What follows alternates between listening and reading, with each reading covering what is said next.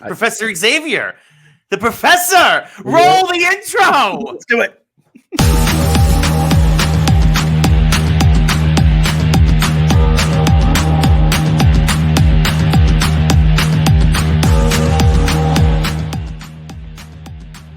There it is. Hey, all right, we're back. All right, let's go. Good morning, good afternoon, good evening, wherever you are. We hope it is good. Welcome to another episode of Geeks Who Like Sports. I jumped the gun a little bit. As always, I'm Ray Carcillo in beautiful Los Angeles, California. You're excited, Ray. You're my excited best friend, the about entire it. world over in Philadelphia, Pennsylvania. Elias, don't interrupt the intro. Let's go, baby. Yeah, happy Tuesday. Wow, What's up? Ray is ready to go. I interrupted the intro, Ray, but that's the point. You know, I got to say this. We've been doing this show a long time. Yes. Our opening music is kick-ass music. It's really good. Every week I hear that. Our special guest, Race the Cane, has talked about it on the episode last week. If you haven't checked out that leaderboard interview, please do so. Yeah, we've got the best podcast music in the business. Yeah, we really do. I mean, I love that song. It never gets old. I mean, it might be what it inspires. I mean, like spending a few hours with your best friend talking about sports and geek stuff is pretty cool to begin with.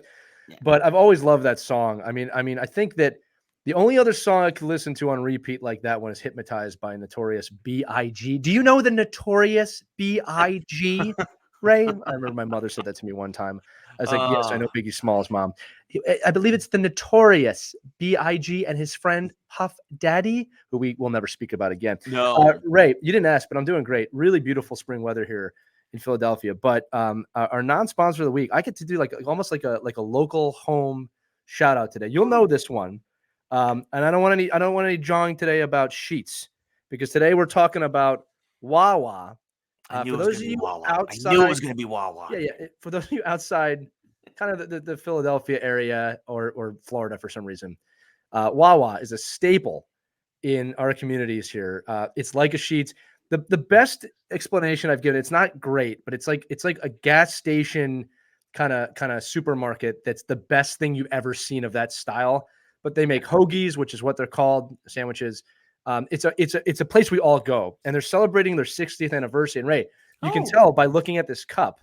They did a whole thing, a throwback coffee. I was going to say that's a retro cup. That's a retro Wawa. And are you ready for this? No joke, free coffee all day, day. You can walk in, get a coffee, and walk out, and no one's stopping you, right? With the retro cups, and I picked this cup. It's funny because they had cups from the 2000s, and I'm like, oh, that's the last one they did. And then our producer Caitlin reminded me, no, that's like 2 cups ago. Like, this was yesterday. It really wasn't. It was like 25 years ago. It was really painful. But this is the one that I grew up with in the 80s and the 90s. So I got an extra one. You can see it on set here somewhere. Might be hiding right now. But Wawa is going to be our non-sponsor today, because for my 40 years, this has been a staple in my life. I've always looked forward to it. Now, one tip for the wise here, Ray. I had a friend who very ill-advisedly went to a Wawa in Florida and so I'm going to get a Philly cheesesteak. No. And first off, not only did they horrendously order it wrong, they got salt, pepper, and oregano on it. They put mayo on it, which is like, Wawa lets you customize. Blasphemous. Yeah. It was weird. Look, you don't ever get a Philly cheesesteak at Wawa unless you want a Wawa cheesesteak. I'm trying to say it's its own food group. Well, and especially in Florida. Yeah, it was really weird. I mean, to be fair, he regretted it. He put it online. He said he made a mistake. I appreciated that as a Philadelphian. Yeah, I mean, at least he learned his lesson the hard way. It was brutal. It was really brutal. His whole family was like, this is disgusting. I'm like, please do not judge cheesesteaks on what your husband has just done. But I will say this, and this is what we say here. Is a Wawa hoagie the best hoagie you're ever going to have? No. But it's a Wawa hoagie. It's like its own thing. You know exactly what you're going to get. No. Right? So I've always appreciated that.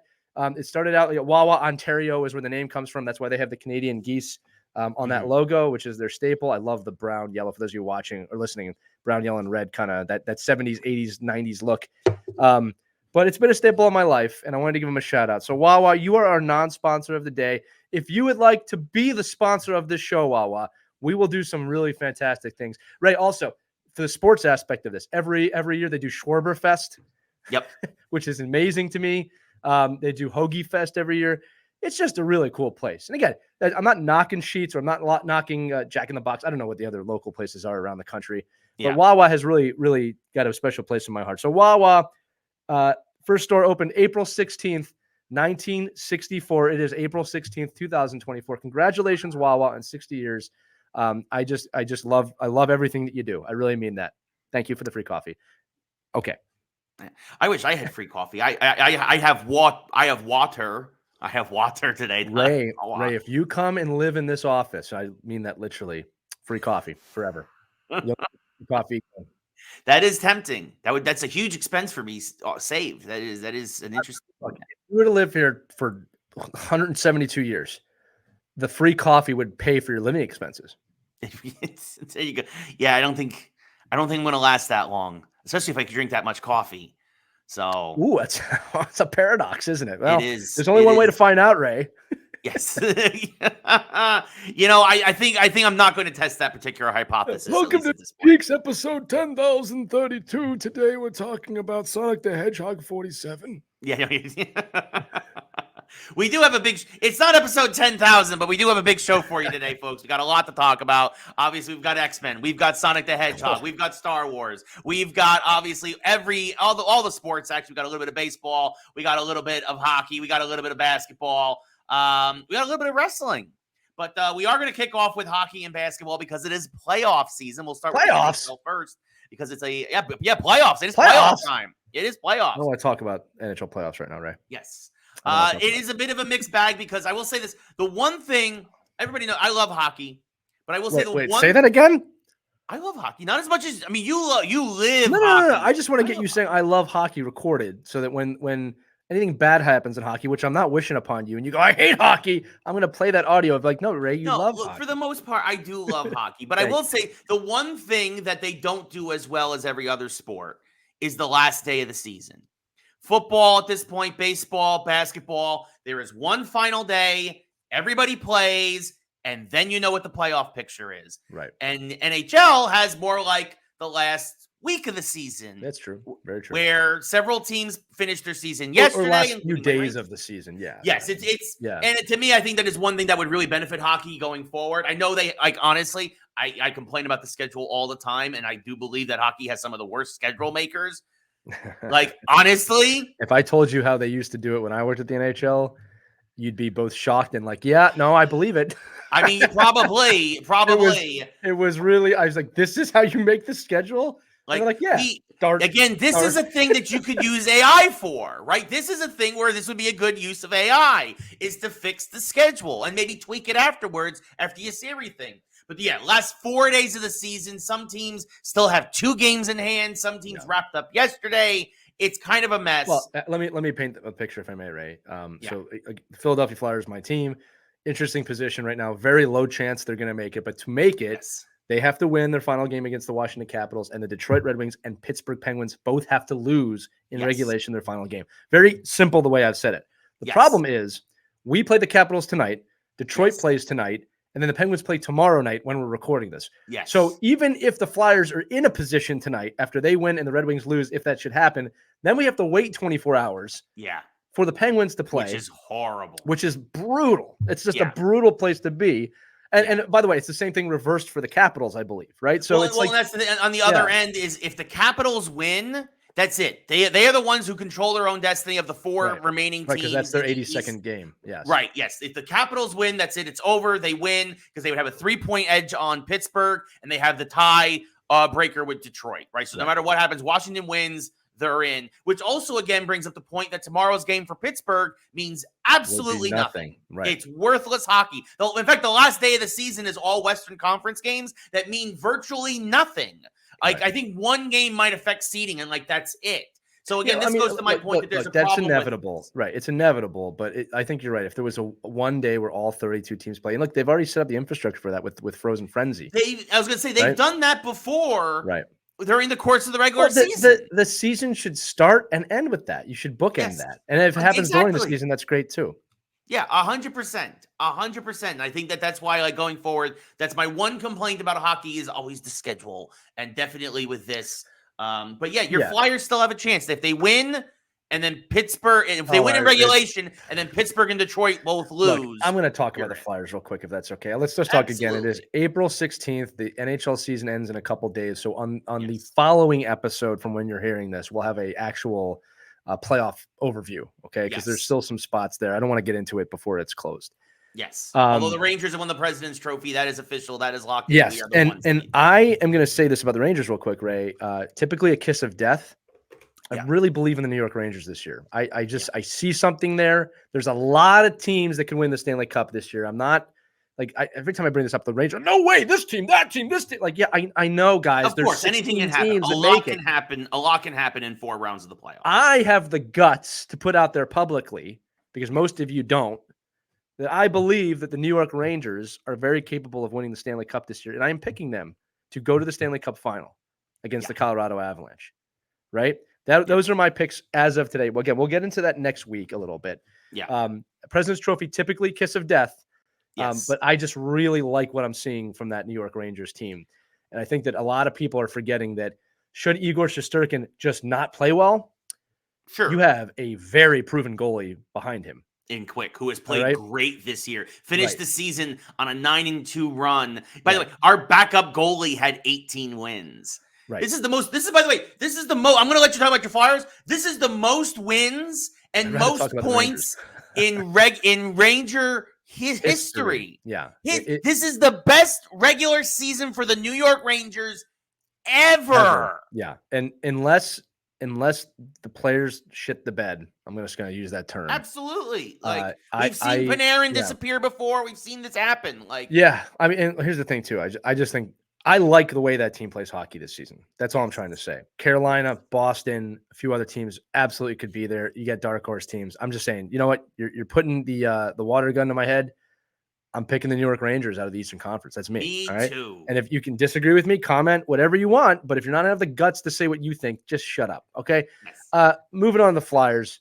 Kind of, I'll say now my end of the season review, because they're not going to make the playoffs, barring a miracle here. I'm really disappointed, and not as a fan. I always start these things with this, prefacing it. I'm not in the locker room. I don't know what's going on, but I thought about it. And typically, Ray, I take a pretty optimistic, positive point of view with most things. And I think I've been that way when they made a lot of moves. They got a tall goaltender, and it's killing me because I hear people blaming John Tortorella that he did something. No, I'm not blaming the coach. You go on an 8-game losing streak, or 2-8 to finish the season, basically. I know there was an overtime loss in there. Right. That is unacceptable for your players, in my mind. Now, I know several of them have been injured. I know there have been things moving around, and I don't care. I don't care. Because if you want to win a Stanley Cup, you are going to face adversity like that. You think you're injured now in the regular season, which they are. Wait till round 3. When your arm is broken and you have to keep playing. Okay? So, no, I'm putting this on the athletes. And I think John Tortorella pointed out that we don't have the mentality for playoff hockey in this locker room. Now, if that hurt those players enough that they couldn't keep playing, if that's what they took that as, which I hope they didn't. I hope they took it like men or adults. Yeah. They don't deserve this at all. Yep. But no, as a fan, as someone who watches hockey, it is inexcusable to have a run like that to finish the season when you are comfortably in a playoff position before that, by the way. And then on top of it, and this is my experience talking, the seasons I hate the most are the ones where you come close to something, and then I have to hear a player as a coach say, "Yeah, man, we were so close." Do not tell me that after the season when we've been saying it the whole season. Right. John Tortorella's words to that team was a warning to me, from my point of view. Wake up. You can lose this thing. Yep. So I predicted correctly at the start of the season, you can go back to the beginning of the show, that the Flyers will flirt with the playoff spot. Yeah. That's exactly what they're doing. I just didn't think the flirting would be a catfish situation for me as a fan. Yeah. Okay. I am very happy long-term macro with where the team is at. Yes. I am. The direction I can't sit here and not say that. Yeah. But as I am so disappointed in this end of the season as a coach. Yeah. Fully admitting I'm not in the room. And I know that these are professionals. But if they're not looking each other in the eye, thinking, what the hell did we just do wrong? What did we miss? And they better use this for fuel next year. Yeah. I don't know what to say. Last thought, Ray. Guaranteed 3 to 5 of these guys in the locker room gone in the offseason. Absolutely. Based on this performance. The guys who did not step up right now, gone. Yep. And this is all part of the building process for this team to become a playoff contender, which they will be. Yep. But I am very disappointed in my hockey team right now. And I don't usually talk like this. You know that. Yep. But I think we have a right to be pissed, especially after the Eagles class. Well, I mean, you guys, you guys were third in the Metro. Yeah. Barely, but yes. But you were third in the Metro the whole year. Until 190 days straight. Yeah. Until the last 2 weeks of the season. And you lost, like you said, you lost, I think it was 7 in a row. I think you had one overtime loss in there. It's like 2-7-1. It's just it's inexcusable for this time of the year. And the two wins have come recently. Right? And to be fair, they did. They beat the Rangers. You beat the Rangers to kind of wake back up. I mean, think about that from our point of view. It's like, oh, okay, you guys showed up now. You couldn't beat the worst team in the league 2 games ago. Yeah, you lost. You lost. I'm disappointed in there. You lost some bad games in there. And look on the off shot. You're listening to this next week, and it's a miracle, and they made the playoffs, which isn't. I just don't believe that's going to happen. I think the Penguins are 100% going to win their final game, no matter what. Yeah. I just think that I'll be excited. Like, you want to do the hindsight thing, but it's just like I'm still disappointed in the end of the season. Like, you cannot do that. This is where warriors are made. Like, Rangers, Islanders. You look at some of these teams in the playoffs where they could totally just lay down right now. Yep. They're not doing it. Yeah. Right? The last Rangers game, Rangers Islanders early in the week was like a playoff game. It didn't need to be. Yeah. You're both in. Yeah. Right? It felt like a playoff game. Yep. Went to a shootout. Yep. By the way, shout out to our friend Ray Santiago. I saw him on the TV. I asked if it was him. It was him. That was pretty cool to see. But like, my point is, like, people say, well, they can just lay down, they can undress. Yeah, look, maybe in game 82, they might not dress their starters. The guys are still going to play hard because they're a deep, strong hockey team. So that's my message to the. Well, and that's the thing. The Rangers came out and shut out Ottawa 4-0 because they're like, we want the President's Trophy. They're still playing. Want it. We want they're this. Still playing. Shesterkin threw it. Yeah, I mean, Shesterkin got a shutout. Like, it might have been his best game. Honestly, this is the Rangers now. Honestly, now they have momentum. And a couple of days off. You're doing it at the right time. And that loss to the Flyers, believe it or not, woke them up. I think so, because the Rangers played horrible in that game. It was a terrible game for them. They played awful. They totally overlooked us. I mean, you could see it. And sometimes that's a gift. So if the Rangers win the Stanley Cup with the assist going to the Philadelphia Flyers, no, I'm just kidding. I believe this is the Rangers' year, Ray. And again, I'm putting it out there that I've a very low chance of picking this correctly. I'm putting it out there. The Rangers are my cup pick against the Colorado Avalanche. Me too. Fingers crossed. Please let us win the cup. Yeah. So that's hockey right now. Again, like Lee said, we're gonna have a full playoff breakdown because we don't even know who the Rangers are gonna play in the first round. It could be the Flyers or Detroit or Washington. I'm actually picking Detroit tonight. I think you guys will beat Washington, but I don't think Detroit will lose to Montreal. Yeah, it depends on which Canadiens team shows up. Yeah, well, even from yesterday, is it the Canadiens team that jumps out to a 4-2 lead, or is it the Canadiens team that blows that 4-2 lead and loses in overtime? It's also a team that beat us 9-2 the other week, so I just don't know who's going to show up. And look, here's the thing too, for those fans out there, speaking as a coach, it's real easy to look and say, oh, well, they have nothing to play for. Sometimes you play way better when you have nothing to play for, and if the other team's got something to play for, they can be real tight. That can go both ways too. So just don't ever count anybody out. You just don't know who's going to win a game till it's played. Absolutely. Moving on to the NBA. The NBA, everything is locked in on after Sunday. We know who the teams are. The Knicks actually went on a run there at the end, and the Knicks are the 2 seed in the East. Didn't see that coming. I thought a home playoff series for sure, but the 2 seed. My prediction a few weeks ago that it's going to be Knicks and Celtics in the Eastern Conference Final. I still don't believe anybody's going to beat the Celtics. I really don't, barring injury or unforeseen circumstances. But the Knicks look good, and the Knicks will now play the winner of the Sixers and Heat play-in game. Right. Lee, speaking of Philadelphia, I'm not going. Do you think first off? I think your Sixers will beat the Heat, but no offense, I do not think you beat my Knicks. What are your thoughts?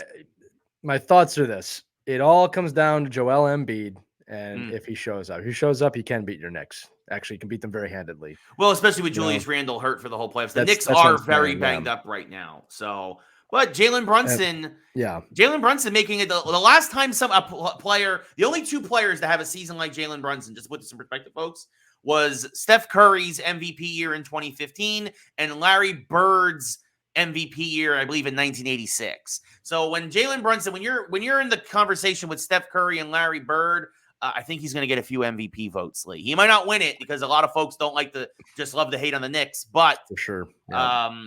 There's no denying he's having a phenomenal year. And if he continues to play the way he's been playing, he could just carry the Knicks at least into the second round. Yeah, for sure. Like this is where big players got to be big players. And yes. Come back to Sixers. Embiid has been pretty prolific the last 10 games. So we'll see what happens. This is exciting, but like when it comes to basketball, buddy, it's always for me. It's like, can anybody knock off Boston? Mm-hmm. Say OKC's had a great season. I mean, Denver really is a team to beat right now. I mean, they could easily defending champs. Yeah. So we'll see as they go through. But again, Embiid came back. The Sixers just got right back to the top of that playing pool, and we'll see what happens. Yeah. I like postseason basketball. It's the regular season I have a hard time with. Yeah. No, I agree. And all the California teams are in the playoffs. The Clippers are the highest seed. They're the 4. I actually think the Clippers could do some damage this year in the Western Conference. And for everybody who thinks that the Warriors or Lakers, who are respectively the 10 and 8 seeds, are going to do anything, I think you're crazy. Warrior, I'm sorry. I don't think we're going to get what we had last year, where Miami won their play-in game and then went on their ridiculous run to win the entire East. I don't think we're going to have that this year. Could it happen? Sure. Is it going to? I say no. I don't think any of these play-in teams, and again, no offense to your 76ers in the East or the West, are going to have deep runs. No, it's all about X factors for those teams, right? Yeah. And again, it's like, does somebody go to it? And it's like a goalie in the NHL playoffs. If a goalie shows up and doesn't let anything in the net, I mean, you're going pretty far. Right. It's just that we've seen that happen. We've seen like J.S. Shiger like 20 years ago, man. Like for the Ducks, took the Ducks all the way to the final. They had no place being in the final that year. Yeah. Right. And they only lost the final by 1 goal. It's just like crazy. You know what I mean? So amazing. Absolutely. It's gonna be interesting. It's gonna be interesting to see for sure. One team not in the playoffs is the Utah Jazz. Yeah. But Utah might be getting something else very soon. I know. I actually think this is a good move. Finally, the Arizona Coyotes are leaving hockey the desert. Has come back to Utah, where it's never been before. Yes. No, Coyotes are going to Utah. They are going to change their name by all. It sounds like they're going to drop the Coyotes thing. Well, let me tell you what's going on with this, Ray, because it's actually pretty unique. So the Coyotes team, the team in Phoenix or Arizona right now, is going to Utah next season. I believe they're going to play out of Salt Lake City. They will have a new team. They will be a new team, not an expansion team, but a new team. Yeah. The owner of the Coyotes has very intentionally retained the name and branding to the Coyotes with the intention. I'm not saying this is going to happen. This is real though, Ray. With the intention of creating a expansion franchise called the Phoenix Coyotes. It's funny to say it like that. But the NHL might be expanding to 34 teams. This is not a joke. Yes, that's true. I've heard that as well. Yeah. So Utah will have a team. Yeah. It's believed the Arizona Coyotes will come back, or the Phoenix Coyotes. I think Atlanta is looking again, believe it or not. Oh God, no. You think that 2 times is a charm, but no. And then there's also other cities out there looking at for. Well, that's what I was gonna say. There's Kansas City that's been begging for a team for forever. Like there's so many other places you could go. You could go to Portland maybe and have that natural rivalry with the Kraken and the Canucks. Like what? Don't go back to it. And this is no offense to Atlanta, but like you said, Lee, they've had teams twice. They failed both times. Well, listen, you'd have to. I believe that hockey can work in Atlanta if it is marketed correctly. And the problem that with the Thrashers and the Flames was they were never marketed correctly to that audience. Yeah. And there's too much love for the Hawks and the Falcons, right, and the Braves, understandably. Right, that the hockey team is always a good distance fourth teams. I wouldn't be surprised if their soccer teams actually are way ahead. So if it's marketed correctly, because there's a lot of money in Atlanta, Ray, a lot of money. Of course, yeah, absolutely. It's just got to be done right. Could Houston get hockey? Sure, of course. Because that's the one sport that city's missing. So I think that Houston, the Dallas Stars have proven largest market now. Dallas and several other teams have proven that hockey can work in that region. Absolutely. Texas is big enough for that as well. I mean, we know Gary Bettman loves the South. So But the NHL is looking to be the first 34 team league in America. I think that they've proven with the Kraken and the Vegas Golden Knights that they know what they're doing. I mean, they know what they're doing with expansion now. Absolutely. Yeah, no, I think hockey going to 34 and then probably eventually 36 teams. Yeah. Right. This way you'll have 18 in each conference, I think is no, I'm looking forward to it. And look, as long as the cities can support it, I'm all for it. So I definitely think it's good. Yes, absolutely. A couple of rumors about who the Utah, we're gonna have a fun mashup with this later on, but there's a couple of rumors about who the Utah hockey team might be called. A couple of front runners, the Yeti, the Blizzard. Honestly, I like both of those. There's also the rumor about there being called the Utah Eagles. Yeah, which I mean, nobody wants to see more Eagles, but we don't need any Eagles. We don't need that, but a possibility. I guess there's Eagles in Utah and the Rocky Mountains. It makes sense to a degree. Probably bald eagles or something, maybe. But but yeah, that's with Zavi there with the great title there, Yeti and Blizzard and Eagles. Oh my! You're watching the show, Professor X Xavier on the keys there with the titles. Oh my! Yeah, I'm just looking up. I just searched Ray. What's great about Utah? I just wanted to see what would come up. Well, their state bird is the seagull. I don't think that's going to work. Well, what's funny is there's. It could be the Utah Mormons. That's one of the apparently there was a rumor that somebody was politicking for the Utah Stormin' Mormons. I do not think they are going to go with that name. Yeah. However, what's that logo? It's a guy with 12 wives. Well, I mean, at least they'll fill the arena pretty easily. Yeah, it's true. A lot of national parks there. Yes. So there's a lot of things they could do there. Yeah, I don't know where they would go with that. It's state bird, common American gull. Why? Yes. Why? So why did you pick that? So seriously, I looked this up. The only reason why I knew this off the top of my head is I looked this up because baseball is also talking about expanding to 32 teams, and Utah is also on the list there. Yeah. And the reason why the seagull is Utah's state bird is something like, I think it was like 80 years ago, there was a massive locust infestation in Utah.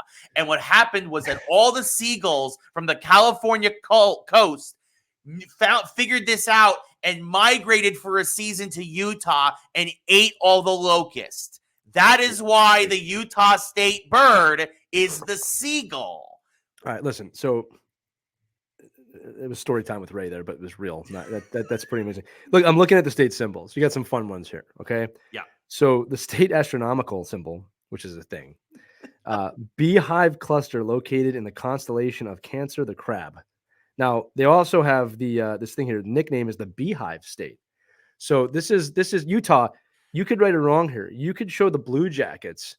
Yeah, how to do this correctly. Hornets. The Utah Hornets. You could have some. Well, just the Utah Bees would be fun too. Or the Yellow Jackets. They won't do that. Here's another one.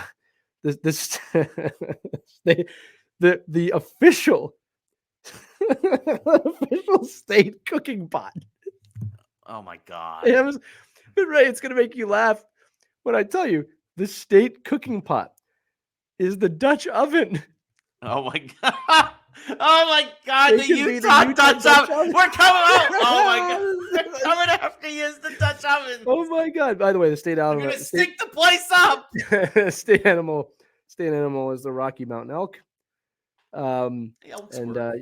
Look, state folk dance is the square dance. Can't do that. State fruit is the cherry. I don't think that's going to work either. No. Then the last one here is the state tree is the Quaking aspen. So maybe the Utah quake. I think people, that would be. Yeah, I mean, it's kind of like the avalanche. I mean, I think people try and stay away from that word, but yeah, I think that's not bad. Here's another one: quake? State rock. If I say state rock to you, what comes to mind? What kind of things come to mind? I say rock, rock. Well, the rock, obviously, but also, I mean, like volcanic rock, and like the different types of rock. Well, their state rock is coal. Coal. I don't. The Utah Miners. There you go. That could be interesting. I'm put my money on the Utah Dutch oven. That's the one. Hey, your mind can go wherever you want with that. That's what it says here on Wikipedia. That first off, the state cooking pot, didn't know that was a thing. But you got to have a lot of coal to say that the Dutch oven Is your steak cooking pot. Utah, we wish you the best. Wow. No, looking forward to the Coyotes moving to Utah. Have you noticed anything about what I'm wearing today on my head? Yeah, no, I know you had the Philly City Connect baseball caps. The only good thing about those uniforms. The hat is awesome. The hat is awesome. That's it. They wore them the other day. The uniforms are awful. I just wanted to make that. So yeah, Bryce Harper actually wore an old uniform the other day. I saw that. We all saw that because his nameplate was legible. Yeah. Fanatics, I don't know. You have screwed this up so bad. Yeah, they have. I mean, oh gosh.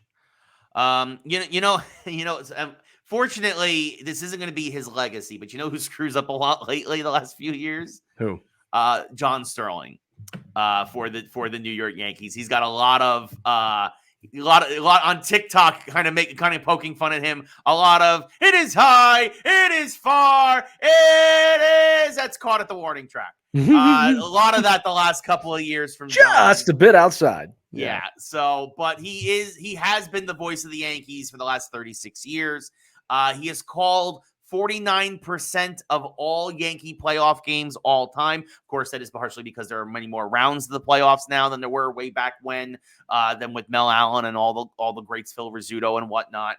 But he has been the voice of the Yankees for 36 years. And yesterday, there had been rumors that he was going to retire soon, probably at the end of this year, but very suddenly the Yankees announced that he's retiring effective immediately. They will have a ceremony on Saturday. I imagine they were going to put a plaque of his in Monument Park, much like they did with Bob Shepard. And again, Mal Allen and many of the other great broadcasters have their own plaques from back in the day in Monument Park. There's going to be a ceremony on Saturday. I'm sure he'll get some sort of golden microphone that both Lee and I also happen to have, not from the Yankees, but we have golden microphones. That's what we do have golden microphones. I got to find mine.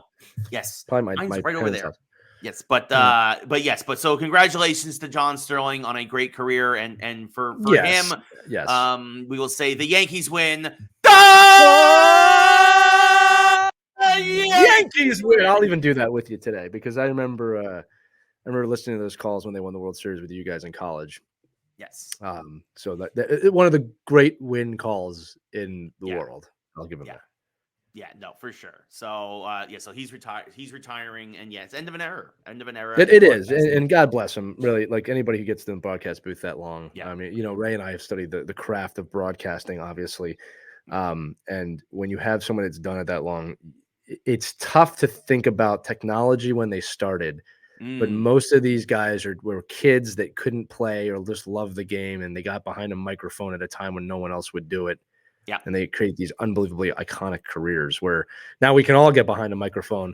I mean, you could have any idea like, hey, Geeks in Sports, we should do a show. And you can do it. You can just do it. Right? Do it. That's it. You know what I mean? Get a microphone and do it. Like you could do a show, Ray. Like, let's just say you were in like your really, really early 30s, like within a week of that. And just be like, hey, I want to watch the whole Attitude Era with someone who's never watched the Attitude Era before. And you can make a whole podcast about that. That's highly entertaining and fun to watch. You should watch it. It's called the New to Wrestling Podcast with our good friend Xavier, who's actually behind our podcast today. Check that out. But Ray, I am helping you transition for a reason here.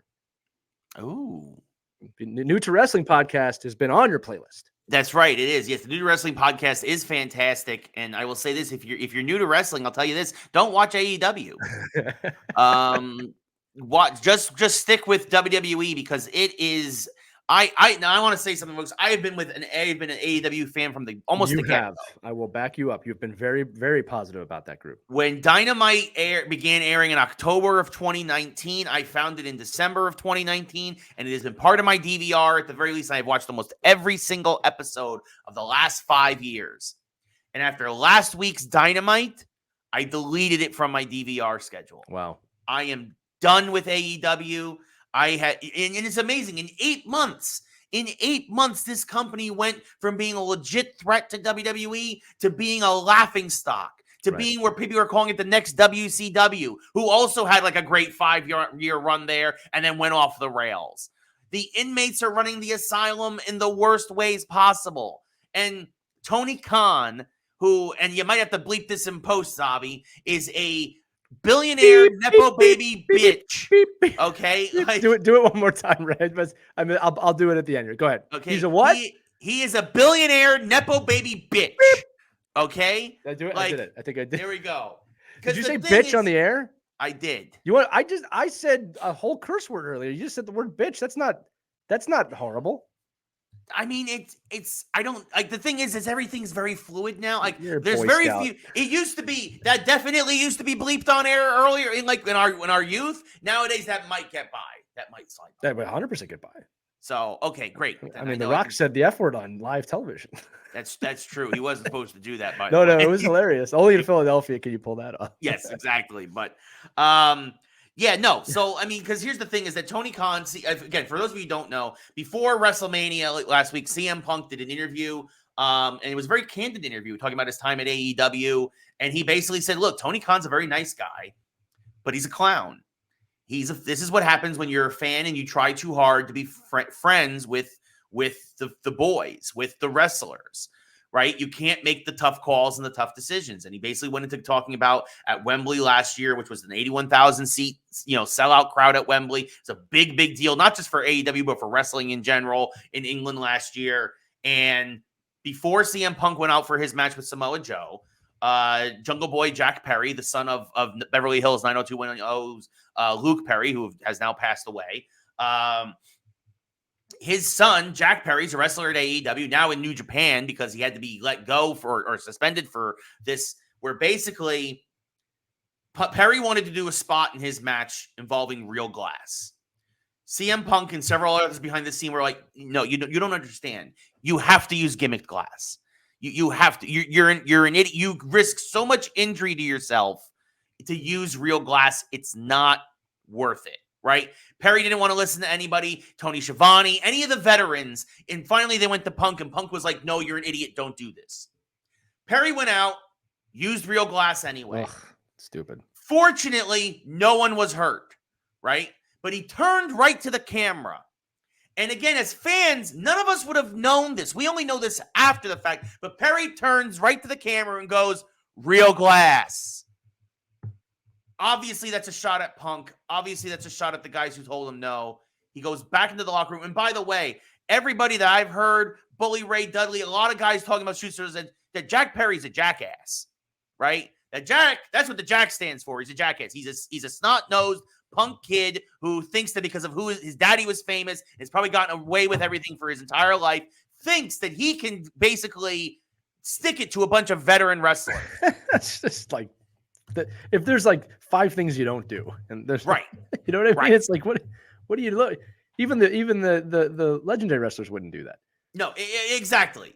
So he goes backstage. Punk goes up to him. They start talking. Perry says something.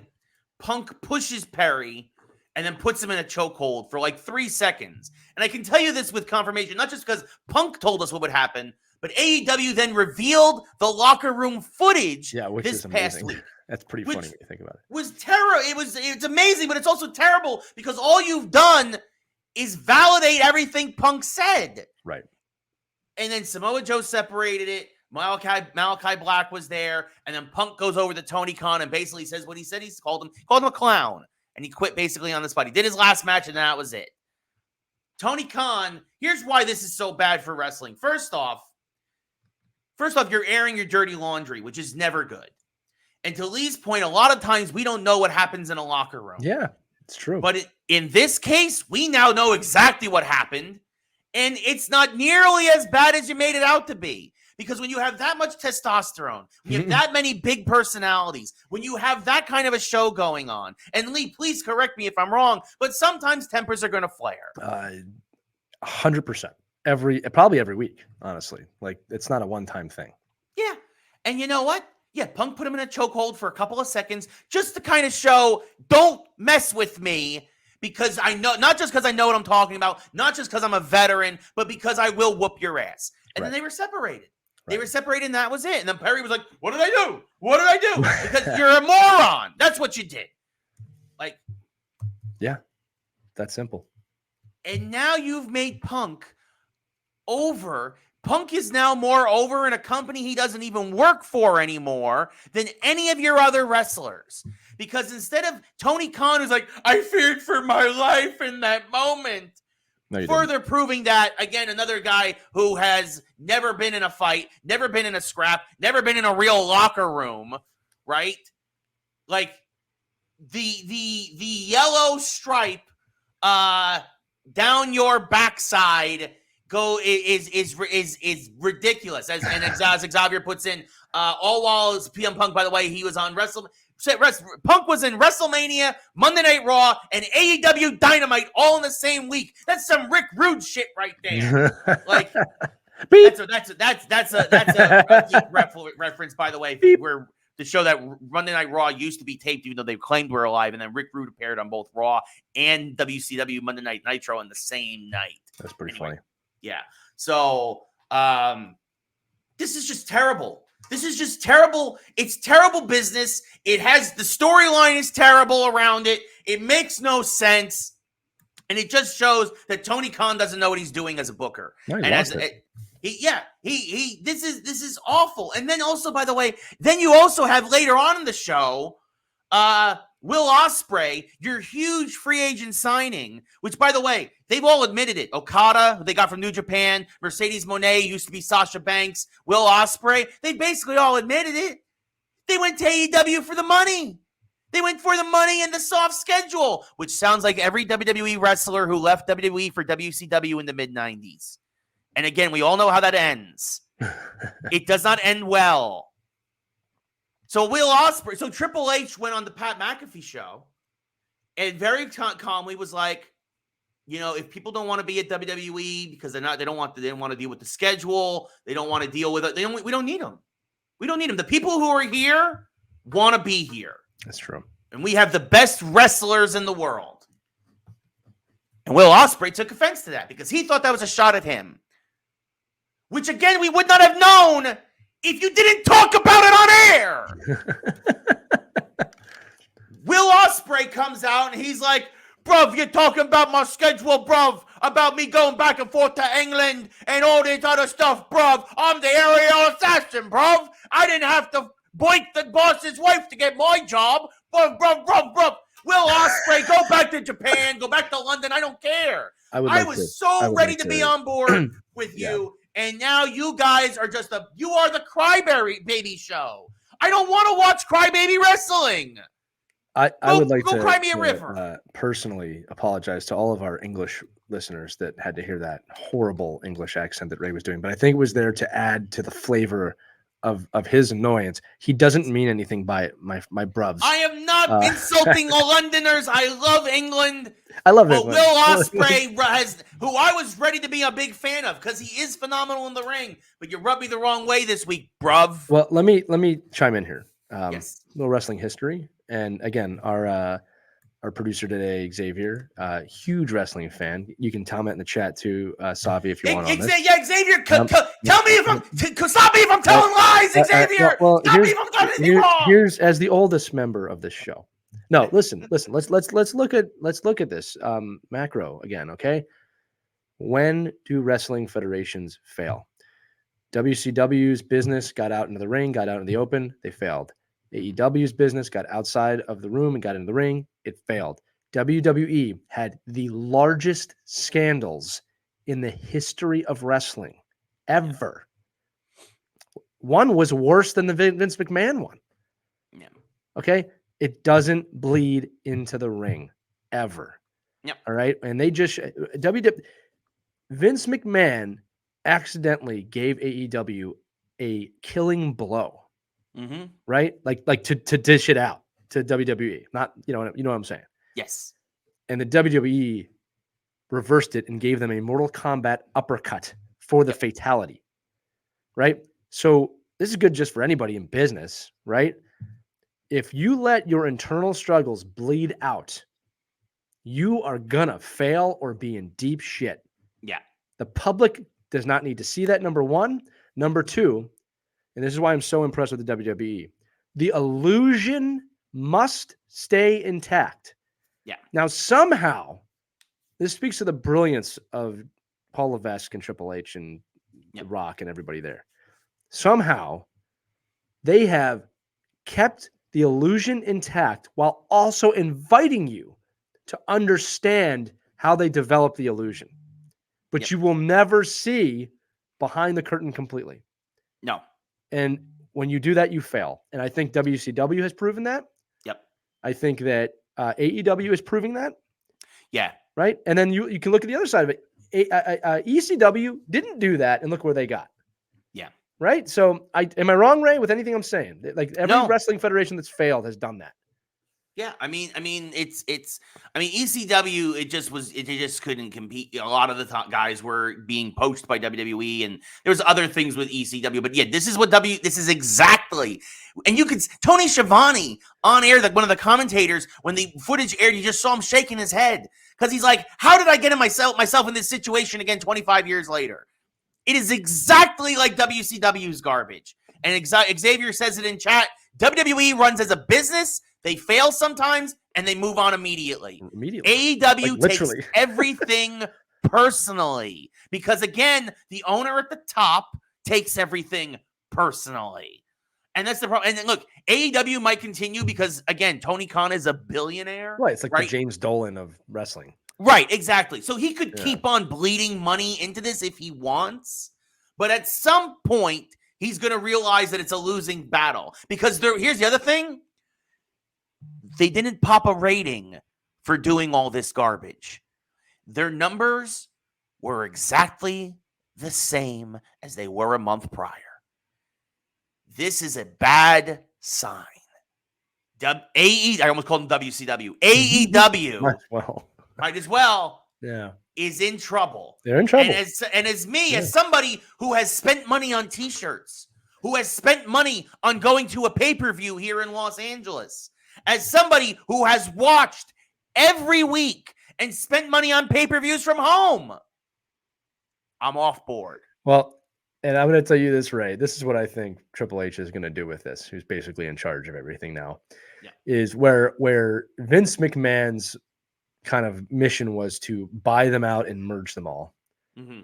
I believe that Triple H is going to allow AEW to exist just to remind everyone this is what could happen if you're not careful. And again, our tune a year or 2 years ago was very different about all of this, right? But this speaks to the brilliance of these people at the WWE right now, that, sometimes you do need to be reminded that this isn't the best option, right? We're the best option. He's been very upfront about that, sometimes to the point of annoyance. They are trolling them now with their discount codes. Remember, all WWE. Yeah. Right. So I think it's smart to let AEW I don't want to say die on the vine, but let it suffer. They're giving them all the rope to hang themselves. That's all it is. Savi, our producer, could you give us a thumbs up or thumbs down in the chat? We're going old Roman style. Thumbs up means you let AEW survive. Thumbs down means it has to die. This is your vote. We want to know what you think at home. Savi is patiently thinking. I'm watching him on the screen. Yeah, does Triple H have to put any more pressure on them to twist the knife, or are they basically going to do it to themselves? This is cool for those of you listening. I can watch our producer in real time having to think about what we're saying. This is broadcasting in 2024, my friend. Yes, this is podcasting. This is podcasting with Ray and Lee while we wait his answer. Xavier, they don't need the push. They don't need the push. They'll do it to themselves. They're walking off the cliff. Ray, are we switching to the geek side now? Yeah, we are switching to the geek side. Oh, well then enjoy this clip if you're watching. All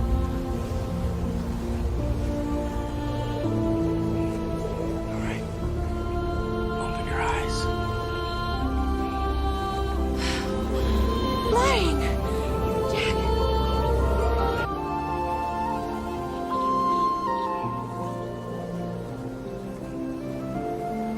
Ray, I know what I'm going to do with that clip. You don't. No, I don't. So I just want you to know that I appreciate you trusting me with that every week. And for those of you listening, we're sharing these on our Facebook group, Geeks Who Like Sports. You should check them out. They're really, really funny. You can probably hear them on the audio, but you got to see them and be part of the group. There you go. So Ray, we're talking about. So speaking of things dying, maybe. How about speaking of things that are unbelievable? Maybe. Yes. Man, X-Men '97 is the best thing Marvel has done in a long time. I was saying that before the episode we're about to talk about. Episode 5. Episode 5 of X-Men '97 is a top 5 for me all time show or movie now in Marvel. And it's only going to get better, I think. Yeah, it's gosh, where to Spoiler start? alert, if you haven't seen it somehow, Yeah, I mean, watch it. again, this is based on the comics, but they went even a step farther than what they did in the comics, which gives me so many ideas of what they could do. But basically, they've been talking about the first few episodes about the mutant nation of Genosha joining the UN. Genosha, obviously, this haven for mutants. There's 16 million mutants on this fictional island off the coast of Africa, and they want Magneto to come and lead them into the promised land and lead them into the next stage of mutant prosperity. And again, this happened in the comics. It's E is for extinction. And they've been talking about this with the titles for the last 3 episodes, possibly of this series, this season. Ladies and gentlemen, we have Wild Sentinels. We have Wild Sentinels. For those who don't know what this is, there's just so much to unpack here. I don't know where. Again, by the way, spoiler. It has been a week. By the time this episode airs, episode 6 will have aired. So we're talking about episode 5. All the mutants are dead, folks.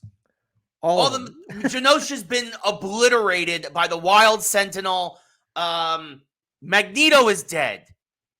Gambit is dead, which didn't happen in the comics, at least here. He does die and come back, but that's a different story. But he dies here. Madeline Pryor, they're teasing her joining the Hellfire Club, which happened in the comics. We had a Glob Herman sighting, which was fun. Multiple sightings. Nightcrawler's back. It looks great, by the way. I mean, we had Cable show up. They used Ace of Base from 1997 for one of the songs. I mean, folks, I can't believe they went there. This happened in the comics, not the Ace of Base part, but this happened in the comics. And I love that you qualified that. Right, but this happened in the comics where they destroyed Genosha. It's an extinction. It's a genocide. It's the mutant genocide. And they went there on Disney Plus. And again, for those who know, the Wild Sentinels are a creation of Cassandra Nova, who is Professor Xavier, not our producer, the actual Professor Xavier's evil mutant twin sister. Yeah, they're probably going to explore that in the show for those of you listening here. And the reason why we believe that they're going to do that is because she's also been confirmed to be the villain in Deadpool and Wolverine this summer. Yeah. There are so many chances for crossovers. There's so many chances for multiverse. We've already got Cable time skipping back and forth all over the place. And the Wild Sentinels are crazy because they're basically, the reason why they have 3 heads is it's almost impossible to kill them unless you do what Gambit did, which is basically sacrifice himself and blow up every single scrap piece of them, because they basically amalgamate. They absorb any metal around them. That's why you have 3 Sentinel heads on like a spider body. It's insane. It's amazing. I can't believe they went there. Yeah, and I'm just going to read some of these names of other characters who died in this episode, aside from Gambit and Magneto. And there's other things we have to unpack about this episode too, Ray. But this is confirmed too. Dazzler is dead. Sebastian Shaw is dead. Moira McTaggart is dead. Yeah. All right. And several more, right? Here's the thing for everybody listening. Now, what's going to happen, right? Little kind of side prediction here. We saw Cable come in and say, hey, we have to stop something from happening. So it's pretty obvious they're going to reverse everything at some point in the show and everybody's going to come back to life. Moira McTaggart dying is pretty important because she has strong ties to Xavier, kind of dooming the world without Xavier for real now, or if you will, we'll see what happens with that. The other thing too, huge Easter egg in the show that several people missed. The Watcher is clearly present right at the start of this scene. I do not know if they're going to tie that into What If, or if they're going to tie that into the larger story. He also appeared in that little Groot series. But I thought it was a very curious thing that you knew something was going to happen. Yeah. Because you could see the Watcher in the sky. I missed it the first time. You have to watch this a few times. Listen, Ray, I'm not exaggerating this. I wish there was a camera on me. My jaw was dropped to the point that I stepped outside of myself. And I remember saying, like, dude, your jaw is dropped to myself. But it was unbelievable. It was an Infinity War level moment in terms of like the snap or the blip, whatever you want to call it. The other thing too is that I love the inclusion of Cable because I don't know how I would have felt if I hadn't seen that happen in the Yeah. episode. It basically says, "I'm sorry, Mom." To Madeline Pryor. Thank you. Just amazing storytelling. Now, right, to go back to what you said at the beginning, to have the guts to do this, they could never have pulled this off in the 90s, number one. Yeah. Okay. Number two is the risk. I don't, I always go back to the behind the scenes, the risk of putting a wild sentinel, like, which people don't know what that is, and just to trust the audience to just go with it. Yeah. To create a massive genocide.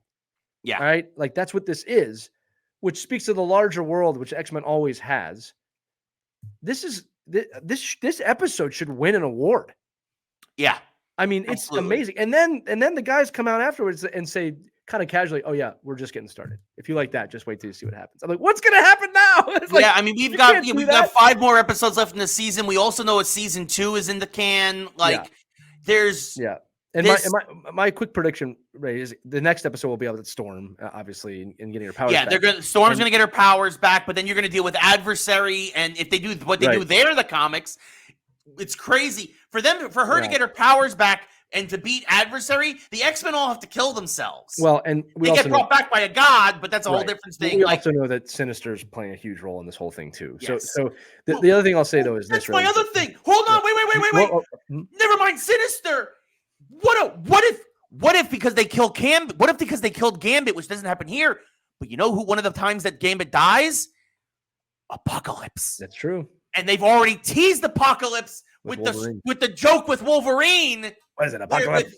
Jean Grey. He's like, he's coming. What? Who? Apocalypse? It's like, no, the baby, you idiot! It's one of the greatest jokes ever. Whoa. But what if they do that to plant the seed? Hey, Apocalypse is lurking somewhere. Anyway, sorry. Well, look. There's the best shows are the ones we don't know where they're going. We don't know quite where this is going. And again, I think the next episode will take place with Storm, and I think it's going to take place during episode 5. And it will. My guess is will end with the genocide of Genosha and her going, "I have to get back to New York" or something like that. Yeah. Because brilliant move to, by the way, take her out of the picture in the beginning because she's so powerful. Look.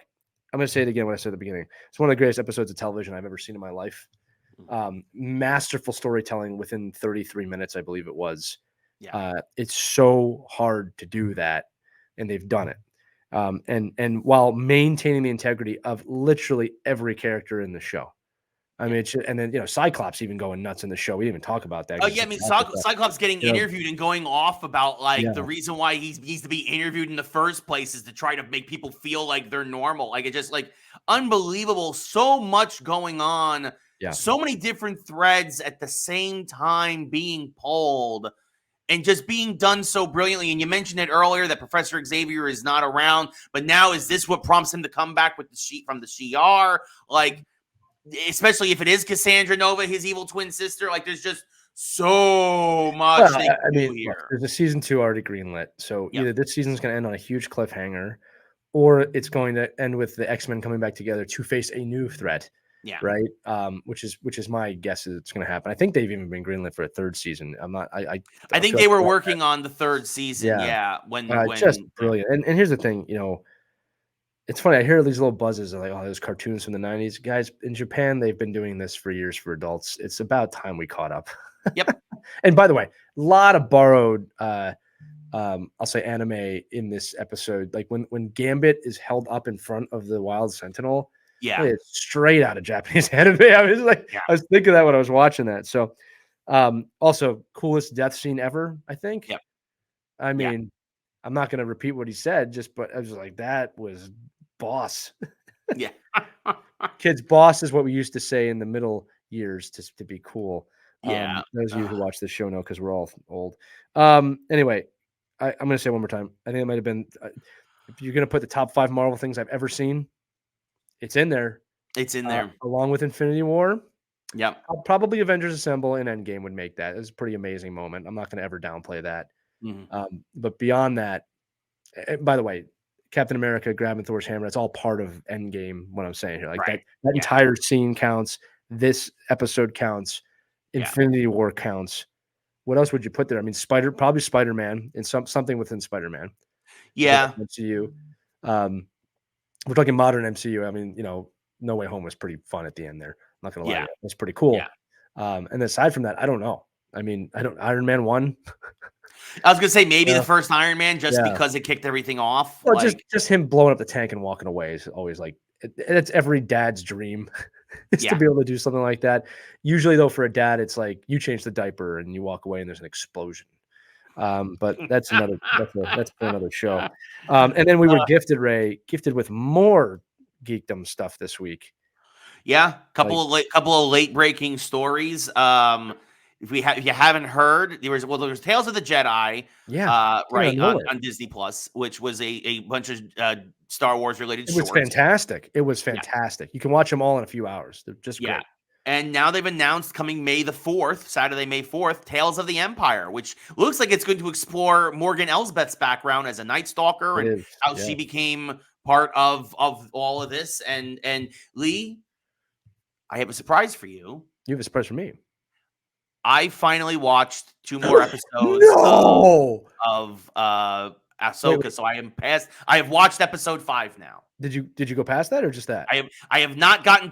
I didn't have time. I watched 2 episodes, which is 2 hours. So you okay? Look, I'm not. So I saw tell me her fight Anakin and all that, and go through her background. And right now I have ended with her in the whale's mouth, the Purgle's mouth. Oh, okay. Yeah. But tell me what you think. It was all right. Oh, come on, Ray. It was awesome, and you know it. Don't do that. You know that was awesome. Episode 5 was awesome. The fight was good. It was great. I liked that you could hear literally her basically fighting for if she's fighting to be if she's going to join the Force, like Anakin and Obi-Wan and all of them did when they died, or if she's going to stick around. Like she's fighting for her. She was in purgatory, basically. Yeah, she was basically in purgatory, fighting Anakin, and where he can exist. By the way, right. But the brilliance of that, going back to this episode, is in the plane of existence they were in. Transforms Star Wars, and this is the big point I wanted to make with you months ago when this happened, is that because they exist in that plane, and plus they've established that plane in a canon way, they could essentially change things or redo things in a really convincing way. Yeah. Right. So I really loved that they went there. They put that into live action, and the interactions between Hayden Christensen and Rosario Dawson were awesome. They were fantastic. It was an awesome episode. It was a very well acted scene. Especially, I actually think even the better ones though was Child Ahsoka with Anakin. Yeah, who was also Gamora in Kid Gamora in Endgame. She's been in a few different things. I was gonna say at some point she will age out of being a child. Yeah, but I mean, come on, man, you enjoyed that. Yes, it thank you. Fun. Thank you. Okay, it was fun. You might have built it up a little bit too much. I don't think I did. I think anybody watching the show that loves Star Wars watched that and was like, "No, Lee, you're right." You have to remember, I'm just not a big Ahsoka fan, right? Okay, I can see that, but knowing who she is and understanding what she means to people, you can see why everybody loved that episode. Not to mention Hayden Christensen just kind of getting his groove back. Yes. Yeah, no. So it was fun. Thank you. And it gets very dark when you find out where they're going in the Purgle's mouth.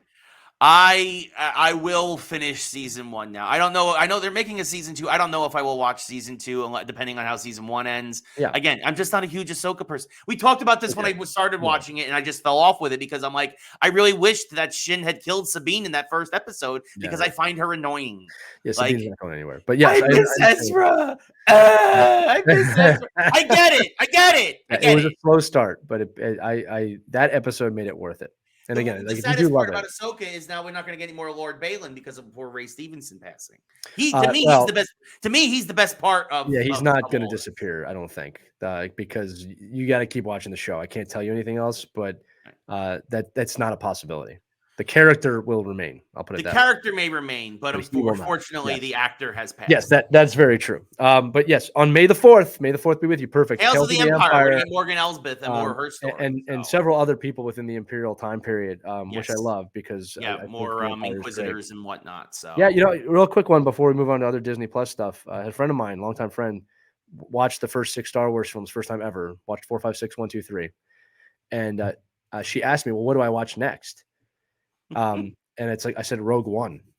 Yeah, that's what you watch next. Yes. And she's like, "Do I watch the sequels?" I said, Rogue One's what you watch. And Watch then what? Rogue I said One. there's like 4 other things you're going to watch before you watch any of those sequels. Okay. Yes. I'd rather you watch Solo, which was not a bad film. On a Solo. It wasn't a bad film. A lot of Yeah. people gave that poor guy who played young Han Solo. It was a way fun too much movie. I don't know why Yeah. people hated it so much. Yeah. I don't get it. Anyway, Disney Plus going to add some channels, Ray. Yeah. Oh God, this is what is old is new again. Like, Who is old? Yeah, of course. Disney Plus deciding, I think this is official now, that they're going to add 24/7 channels to Disney Plus that you can just click to, and there will be something playing, just like it used to be in the cable? old days. Like on cable? Yeah. I don't get it. What a concept. Lee, they're going to make the Disney Channel. No. What a concept. It is pretty funny when you think about this. And what's going to be funny, Ray, is there's a whole generation of children now built on streaming. They're going to be like, live streaming? They're not gonna, yeah, I know. They're going to stream things live. Oh, Dad, it's going to be on all the time. Yeah. Like, yes. And you're even going to have your news channels. You're going to have your ABC. You're going to have like everything else. You're going to have your ESPN. It's just like okay. What this is, Ray. We talked about this years ago. I'm gonna pat myself in the back. Predicted this, that there are going to be 3 to 5 winners in the stream wars that will control everything. Yep. And part of your streaming is going to be cable. And I'll be honest with you, I am live sports away from getting off YouTube TV or any form of That's it. additional cable. That's all we If need. someone carries my local sports teams, I'm gone. I mean, the fact of the matter that I get the Rangers now through Disney Plus and ESPN Plus through that bundle. Yeah. If again, It's the local networks that are killing it because you're in LA, you can get the Rangers out there. I can't get the Flyers unless I have my local TV. right? Because of all the blackout rules and stuff. Right. So when that's gone, and it's not, days are numbered. Yeah, no, it's gonna be really. It's 100%, and it's honestly, it's the way it should be. It's the way it should be. It's the way it should be. It's just like I mean, gasoline. it's why Disney. We talked about this a few months ago. It's why Disney gave Comcast all that money to get the rest of Hulu. Now Disney will 100% own Hulu. It's why they did that. Like, this is the way things are going. Yep. It's what is old is new again. And like you said, yeah, it's going to be 3 to 5 companies, maybe 6. But even that now, that if Paramount and Warner Brothers merges, like there you go. That's CBS and WB. Yeah, it's all going to come into one thing, and it's going to be conglomerates among. It's just like magazines used to be. It's not different. They're following the same models. This isn't new. The technology is changing. Our ability to use it. I've been saying this for decades. Yep. Technology evolves faster than we do. How we can see it's how we consume it changes, but it's all the content itself. Yes. And they have still figured out a way to get $150 out of you a month. Unbelievable. It's unbelievable. But you know what else is unbelievable? You know, we mentioned Hayden Christensen. We talked about the rumor that Christensen was a possible front runner for Shadow the Hedgehog. Whoa. But then I guess somebody saw all the John Wick movies and was like, John Wick uses a lot of guns. Whoa. And Shadow the Hedgehog. John Wick uses a lot of guns. And Shadow the Hedgehog uses a lot of guns, at least in that one game. Keanu Reeves, it is now official, has been cast as the voice of Shadow the Hedgehog. I wonder if him and Idris Elba have the same agent because they just did Cyberpunk together. They did. Video game. And now they're doing this voice work together. I wonder if Chris Pratt is upset that he didn't get another VO gig. We are more than thrilled that Pratt is not Shadow the Hedgehog. He's everybody right now. No, look, I think this is a great pick. This is a really great pick. As much as I love Hayden Christensen, Keanu Reeves is a much better pick for Shadow the Hedgehog. He has a much better voice for this. He's done it before. You can hear it already. I can hear his voice as Shadow, and it's perfect. Yeah, I mean, somebody took clips of John Wick and just put Shadow over them, and it's like, yep. Yeah, they asking me if I'm back. You think I'm back? I think I'm back. Like, you know, people keep asking me if I'm back, and I'm thinking, yeah, I'm back. I'm back. It's a great pick. It's a great pick. One of the greatest turnaround stories in history is this Sonic the Hedgehog franchise. Yes. And then and remember the what's it called? The Knuckles show is coming out soon too. So Knuckles, the show will drop in a couple of weeks. Yeah, actually, I'm going to actually have a lot of TV to watch. I have to. Yeah, that should be fun. I will actually finally finish Ahsoka this week. I will. Yeah, and then let me know what you think it's got. Look, the Ahsoka storyline has just larger implications on Star Wars, and you got to remember too that it's being the Mandoverse, right? Like it's all floating into the Mandalorian. So it's like, that's why I'm like saying to you, hey, you should probably watch, man, because like you're gonna get lost in a film or something like that if you don't. Yeah. So I will finish Ahsoka, and then I have to go watch Fallout, and then in a couple of weeks we'll have the Knuckles I've TV heard great show. things about Fallout too. I've heard amazing things about Yeah. Fallout. I really do want to watch it. I do think they made a mistake dropping it all at once. A lot of folks are complaining about that now. They're always going to complain. I mean, look, also Invincible season 2 is out completely now too. I have to watch that too. Not as good as season 1, but continues the story in a fun way. I mean, and that's been greenlit now. I think up to 4 seasons. I think they well, announced that today. It's one of those things that's going to be tough to end it because it doesn't really end. But or 5 I like where they've gone with it. They left it on. They left this season on like we'll be back kind of feeling, and I was like, great, right.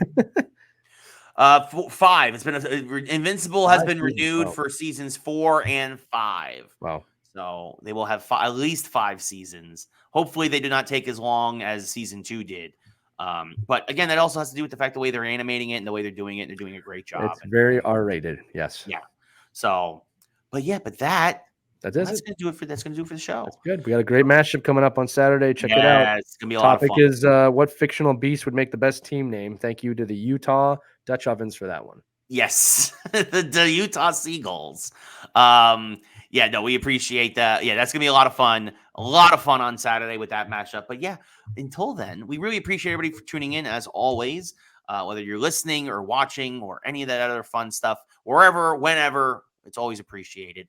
But for Lee, I'm Ray, Professor Xavier. You can't see him, but he's behind the scenes doing his job, and we appreciate it. And until next time, this has been Geeks Who Like Sports. Good night, everybody.